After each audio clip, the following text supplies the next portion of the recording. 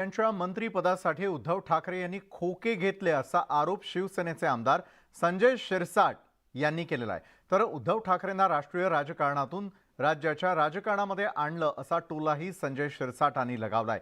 त्यामुळे आता यावरून राजकीय वादंग पेटण्याची शक्यता आहे।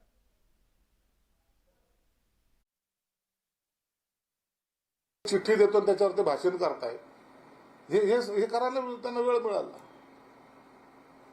खोके घेणाऱ्यांनी दुसऱ्यांना नावं ठेवू नये हे तेवढं सत्य आहे। आता आमची लिमिट संपलेली आहे।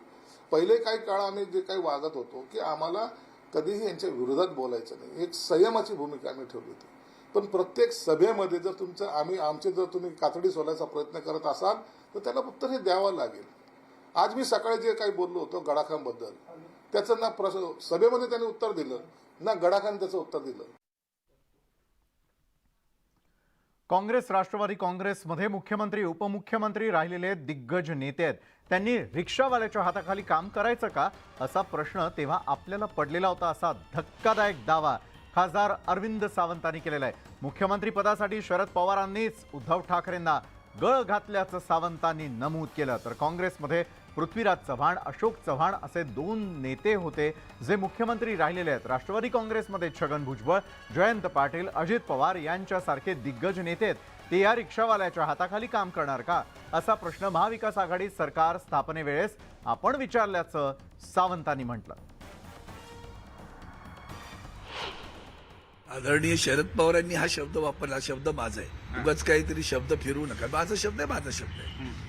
पण वस्तुस्थिती ती आहे की त्या सातत्यानं ही सारी मंडळी आदरणीय उद्धवजींना मोह होता खुर्चीचा, त्यांना मुख्यमंत्री व्हायचं होतं म्हणून ते गेले असं जे आरोप करतात ते असत्य आहेत। आणि ते सांगताना मी सांगितलं त्यांना की काय घडलं होतं, मी राजीनामा देऊन गेलो होतो ना, खुशीत होते, सगळे गाजरं खात होते नाही।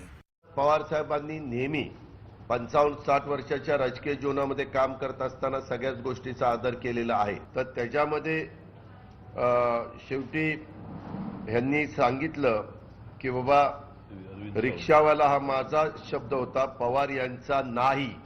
मी पवार यांचं नाव घेतलं पण शब्द माझा। उद्धवजी काय बोलले, मला एका शिवसैनिकाला सीएम करायचं होतं अशा पद्धतीने त्याच्यामध्ये आलं।